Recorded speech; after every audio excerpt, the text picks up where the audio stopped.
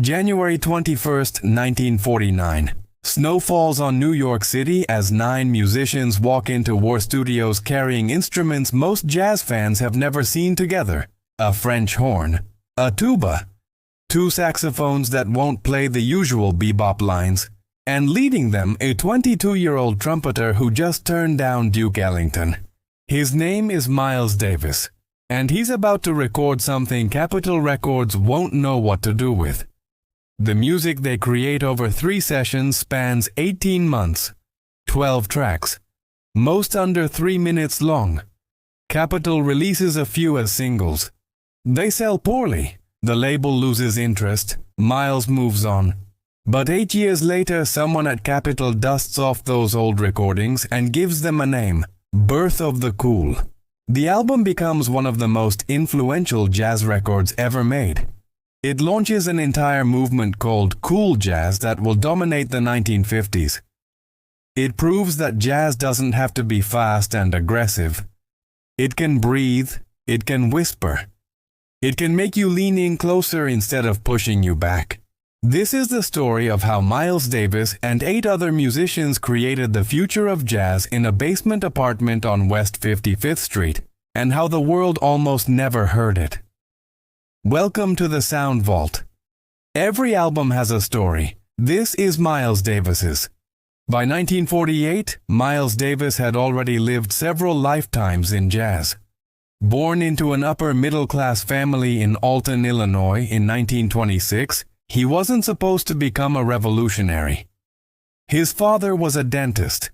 His mother taught music and wanted him to play violin. But at 13, Miles got his first trumpet from a family friend, and something clicked. His teacher, Elwood Buchanan, gave him advice that would define his entire sound: play without vibrato. While other trumpet players of the era used wide, wobbling vibrato to add emotion, Buchanan told the young Miles to play straight, clean, and pure. That advice became Miles's signature. At 18, Miles moved to New York to study at Juilliard. But that was just the cover story. His real education happened every night at Minton's Playhouse in Harlem, where the bebop revolution was exploding. Charlie Parker, Dizzy Gillespie, Thelonious Monk. These were the gods of a new sound, blazingly fast, harmonically complex, technically demanding. In 1945, Miles joined Charlie Parker's quintet, replacing Dizzy Gillespie. For a kid barely out of his teens, it was the ultimate dream gig. He recorded with Bird for Savoy and Dial Records, learning from the greatest saxophonist in jazz history. But there was a problem. Miles couldn't keep up with Parker's speed. He didn't have Dizzy's upper register or technical pyrotechnics. While Parker and Gillespie played cascading runs at breakneck tempos, Miles found himself in the middle register, playing fewer notes, thinking more about space and melody. Some critics said he wasn't good enough. Miles heard something else. He heard a different kind of jazz trying to emerge.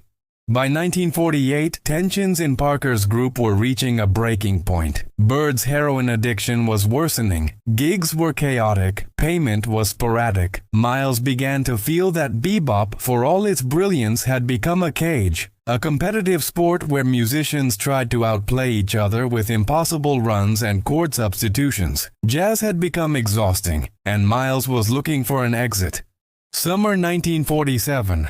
A basement apartment at 14 West 55th Street in Manhattan, just 3 blocks from the jazz clubs of 52nd Street. The tenant is Gil Evans, a 35-year-old arranger who had written for the Claude Thornhill Orchestra. Evans's place is barely livable. 1 room, a piano, a bed, a sink. That's it. But Evans keeps the door unlocked 24 hours a day. Musicians come and go at all hours. Charlie Parker sometimes falls asleep on the bed, while others study classical scores by Stravinsky and Ravel. Evans is obsessed with a question: what if you could combine the harmonic freedom of bebop with the lush textures of classical music? Working with Thornhill's band, Evans had experimented with unusual instrumentation: French horns, tubas, woodwinds, creating a sound that was soft, impressionistic, almost orchestral. Now, in his cramped apartment, he's hosting late-night sessions with musicians who share his vision. Miles Davis starts showing up regularly. The two men bond immediately. Evans is white, older, introspective. Miles is young, black, hungry for something new. But they speak the same musical language. Also attending these gatherings, baritone saxophonist Jerry Mulligan, who had arranged for Gene Krupa. Pianist John Lewis, who played with Dizzy Gillespie. Composer George Russell, drummer Max Roach, composer John Carisi. They talk for hours about what jazz could become. Slower tempos, softer dynamics, arrangements that sound like chamber music, fewer solos, more ensemble playing. Instead of individual virtuosos competing, what if the band sounded like one collective voice? Mulligan later described it as living more in ideas than physical reality. They were theorizing, writing, imagining, but not yet playing. Then Miles stepped up. Someone had to organize this dream into reality. Someone had to book the rehearsals, call the musicians, crack the whip. Miles took charge. He assembled a 9-piece band, a nonette, small enough to be nimble but large enough to create orchestral colors. The instrumentation was radical: trumpet, trombone, French horn, tuba, alto saxophone, baritone saxophone, piano, bass, and drums. No tenor saxophone, which was considered the standard jazz horn. The group deliberately chose instruments with matching timbres that could blend together. Evans and Mulligan spent the winter of 1947 and 1948 writing arrangements. They picked instruments in 3 ranges: trumpet and alto sax in the high section, trombone and French horn in the middle, baritone sax and tuba in the low. Each color distinct but complementary. The sound they created was unlike anything jazz had heard before. Dark-toned, relaxed, polished. Where bebop was hot, this was cool. Where bebop pushed forward relentlessly, this music breathed.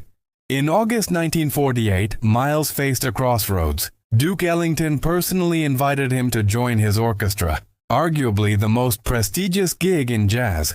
Miles remembered the moment clearly. Duke told him he was in his plans for the fall, and the offer knocked Miles right out. But Miles turned him down. He was 22 years old, and he chose his own vision over security, prestige, and a steady paycheck. He chose the nonette. He chose the basement dream. September 1948. The marquee goes up at the Royal Roost on Broadway and 47th Street, one of Manhattan's premier jazz clubs, nicknamed the Metropolitan Opera House. Miles Davis Nonette is opening for Count Basie. Miles had to persuade the club manager to put the full credits on the sign. Miles Davis Nonette, arrangements by Gil Evans, John Lewis, and Jerry Mulligan. For 2 weeks, the nonette performed music that confused and intrigued audiences. Basie himself was open to it, saying the slow things sounded strange and good, even if he didn't always know what they were doing. But others were bewildered. This wasn't the explosive bebop that filled the clubs. It was quieter, more thoughtful, almost cerebral. In the audience one night, Pete Rugolo, Capitol Records A&R director and former arranger for Stan Kenton. Rugolo heard something special. He signed the band to record for Capitol. Session 1 happened on January 21, 1949, at WR Studios in New York. 4 tracks: Mulligan's Jeru and Godchild, Lewis's arrangement of Move, and Budo by Miles and Bud Powell. Capitol, thinking commercially, chose the catchiest numbers first, hoping to sell 78 RPM singles. The personnel shifted from the Royal Roost gig. Kai Winding replaced Mike Zwerin on trombone. Al Haig took over piano from John Lewis. Joe Shulman played bass instead of Al McKibben. But the core remained. Miles on trumpet, Lee Konitz on alto, Mulligan on baritone, Bill Barber on tuba, Junior Collins on French horn, and Max Roach on drums. The music they recorded was revolutionary in its restraint. On Jeru, Mulligan's baritone sax dances underneath Miles's muted trumpet in perfect counterpoint. No One is Fighting for Space. Move swings gently, almost casually. Godchild sounds like a lullaby for insomniacs. Session 2 came on April 22, 1949, with more personnel changes. J.J. Johnson replaced Winding on trombone. Sandy Siegelstein took over French horn. John Lewis returned on piano. Nelson Boyd played bass. Kenny Clark sat behind the drums. They recorded 4 more tracks: Mulligan's Venus de Milo, Lewis's Rouge, Carisi's Israel, and Boplicity. A collaboration between Miles and Gil Evans credited to the pseudonym Cleo Henry. Boplicity would become one of the album's most beloved tracks. Its melody floating over soft, shifting harmonies like clouds passing overhead. Then, silence. Miles didn't call the band together again for nearly a year. No rehearsals, no gigs. The musicians moved on to other projects. Some wondered if the experiment was over. But on March 9, 1950, Miles booked the studio one last time. The lineup changed again. More tracks: Mulligan's Rocker and Deception, Evans's lush arrangement of Moon Dreams, and the only vocal track, Darn That Dream, sung by Kenny Haygood. Moon Dreams was the group's masterpiece of orchestration. Gil Evans created a sound so soft and ethereal it seemed to float. The arrangement was only 2.5 minutes long, but it felt like time stopped. 12 tracks total, recorded over 18 months, most under 3 minutes. Capitol released a few as 78 RPM singles between 1949 and 1950. They sold poorly. Capitol Records didn't know what to do with these recordings. In 1949 and 1950, jazz fans wanted bebop. Fast, aggressive, virtuosic. What Miles had given them was the opposite: slow, soft, thoughtful. The singles barely sold. Jazz critics didn't know how to categorize the sound. Was it bebop? Not really. Was it swing? Definitely not. What was it? Capitol's disappointment was clear. When the contract expired, they didn't offer Miles an extension. Instead, Miles signed with Prestige Records, a new jazz label, in 1951. The Nonet itself was short-lived. After the Royal Roost gig in September 1948, they played only one other performance before disbanding in 1949. Most of the musicians moved on. Miles himself entered the darkest period of his life. By 1950, he was addicted to heroin, the drug that had already claimed Charlie Parker's stability and would eventually kill him. For the next few years, Miles struggled, taking whatever gigs he could find, sometimes playing sessions while high, sometimes too sick to play at all. The Nonet recordings sat in Capitol's vaults, largely forgotten. A few musicians knew about them. A few critics mentioned them. But to most of the jazz world, they might as well not exist.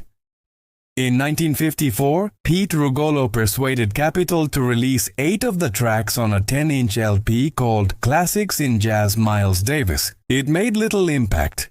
Meanwhile, the musicians from the Nonet scattered. Jerry Mulligan moved to California in 1952 and formed a pianoless quartet with a young trumpeter named Chet Baker.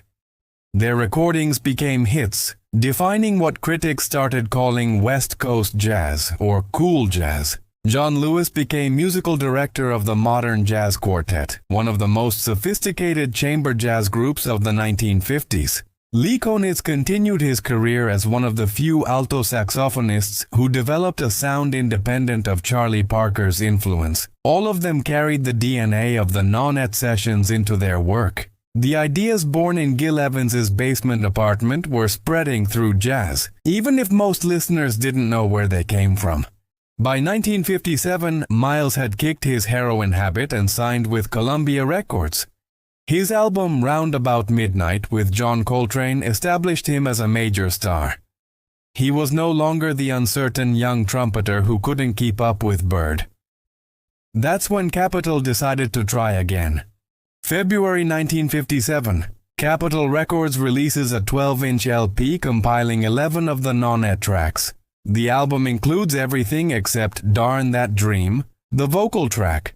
The title was Pete Rugolo's idea, Birth of the Cool. It was perfect, immediate, evocative. The name suggested that something new had been born 8 years earlier, something that was only now being recognized. And suddenly the music made sense. In 1949, the recordings had sounded strange, out of step with bebop's dominance. But by 1957, the jazz landscape had transformed. West Coast jazz was thriving. Cool jazz was everywhere. The Jerry Mulligan Quartet with Chet Baker had become hugely popular. Dave Brubeck was taking jazz to college campuses. The Modern Jazz Quartet was playing concert halls. Listeners in 1957 could hear Birth of the Cool, not as a strange experiment, but as the origin point of a movement that now dominated jazz. Downbeat magazine wrote that the album had influenced deeply one important direction of modern chamber jazz. Critics who had ignored the original singles now praised the album's innovative arrangements, lush textures, and sophisticated harmonies. Musicians understood immediately. Here was the blueprint for everything that followed. The Mulligan-Baker Quartet's piano-less sound? It came from the Nonette's emphasis on counterpoint. The Modern Jazz Quartet's classical influences? Gil Evans had pioneered that fusion. West Coast jazz's soft, intimate sound, Miles had recorded it first. Birth of the Cool didn't invent cool jazz single-handedly, but it provided the DNA.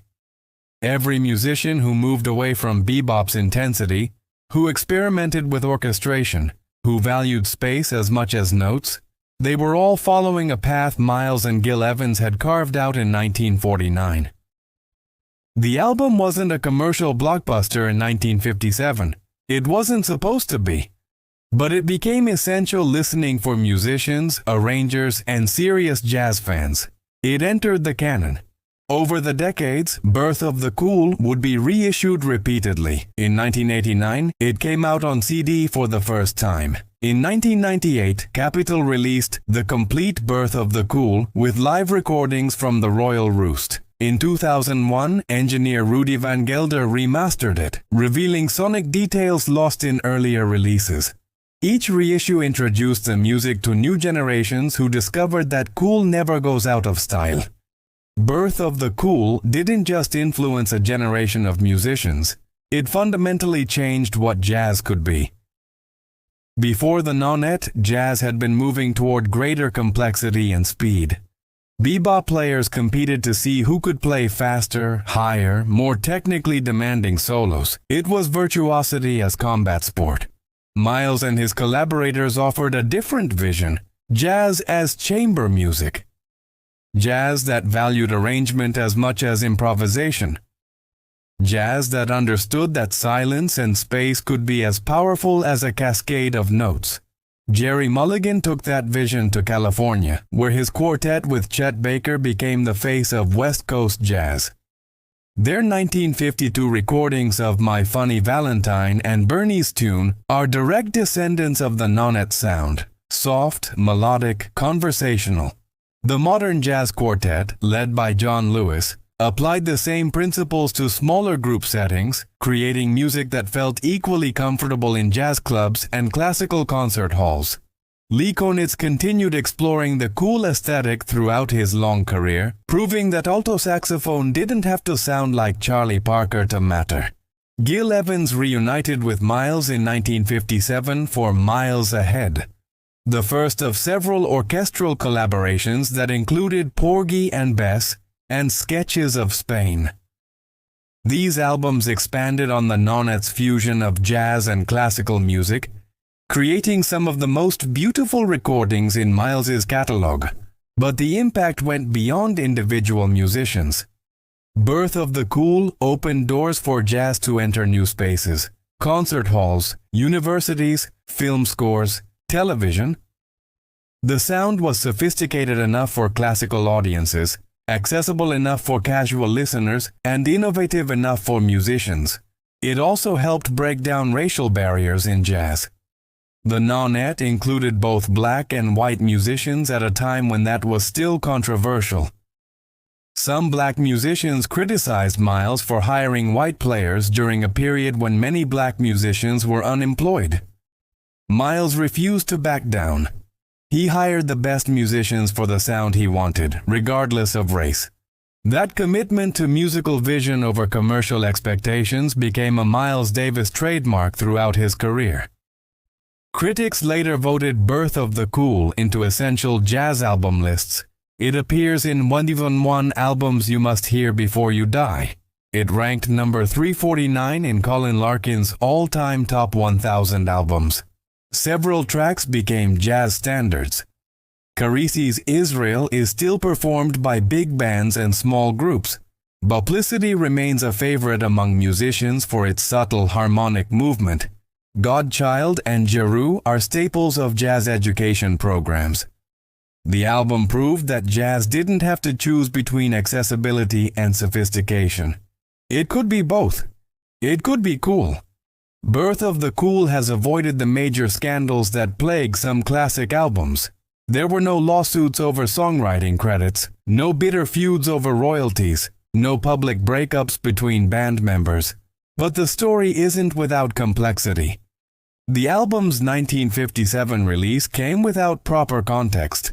Many listeners didn't know these were recordings from 1949 and 1950. The title suggested something contemporary, which created confusion about the music's place in jazz history.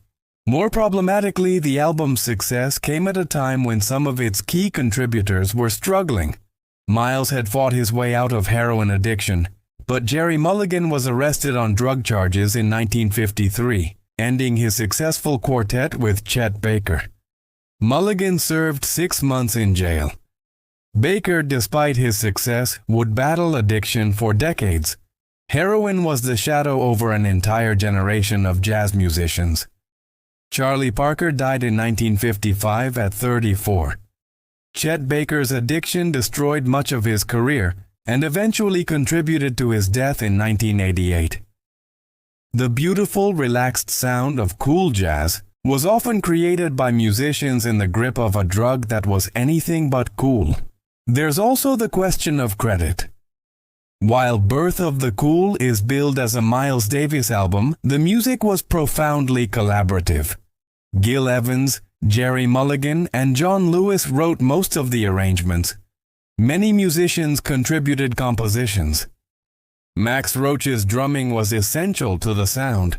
Miles got the leader credit and the lion's share of historical recognition, partly because it was a commercial decision by Capitol Records, partly because Miles was the organizing force who made the sessions happen, and partly because Miles went on to become a superstar while others didn't.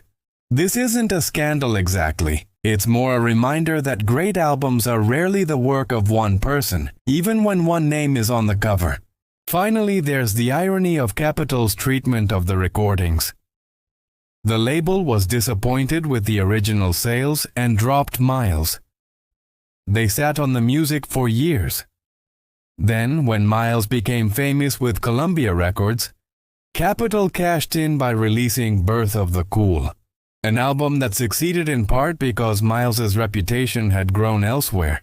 It's a pattern repeated throughout music history. Labels reject innovative work, then claim credit when that work becomes influential.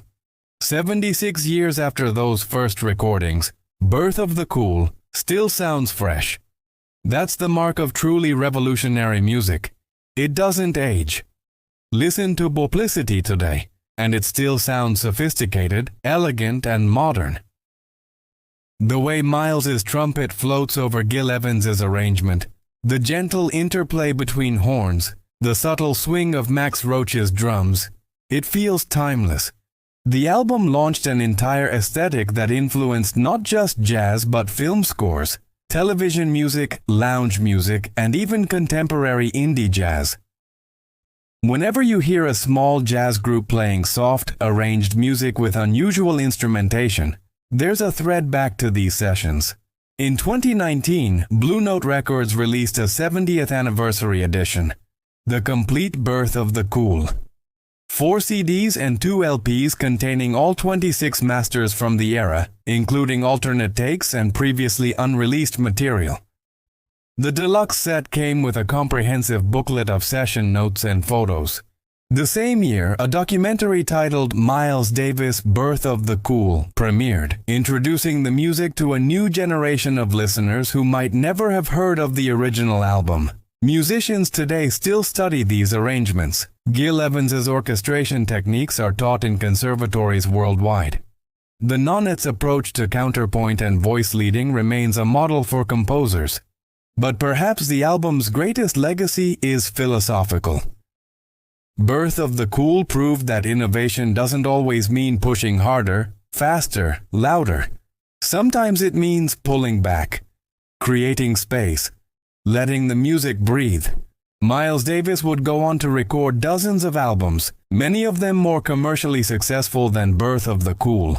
Kind of Blue sold millions. Bitches Brew revolutionized fusion. Sketches of Spain brought orchestral jazz to mainstream audiences. But Birth of the Cool was where it all began.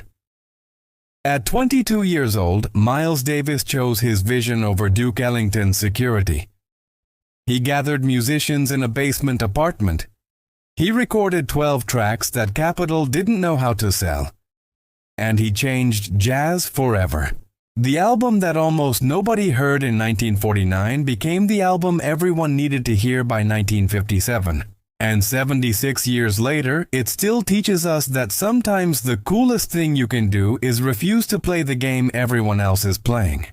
There's a moment on Moon Dreams, around the 2-minute mark, where the arrangement reaches its quietest point. The horns drop to barely a whisper. The rhythm section nearly disappears. And in that silence, you can hear the future. You can hear Chet Baker's trumpet on My Funny Valentine. You can hear the modern jazz quartet performing Bach-influenced arrangements. You can hear film composers creating intimate orchestral jazz. You can hear all the music that chose restraint over bombast, space over speed, cool over hot. Birth of the Cool is the story of a 22-year-old trumpeter who looked at the fastest, most competitive music scene in the world and said, "What if we slowed down?" It's the story of 9 musicians who gathered in a basement apartment to imagine a different kind of jazz and actually made it real. It's the story of an album that failed commercially, sat in a vault for 8 years, and then quietly revolutionized everything.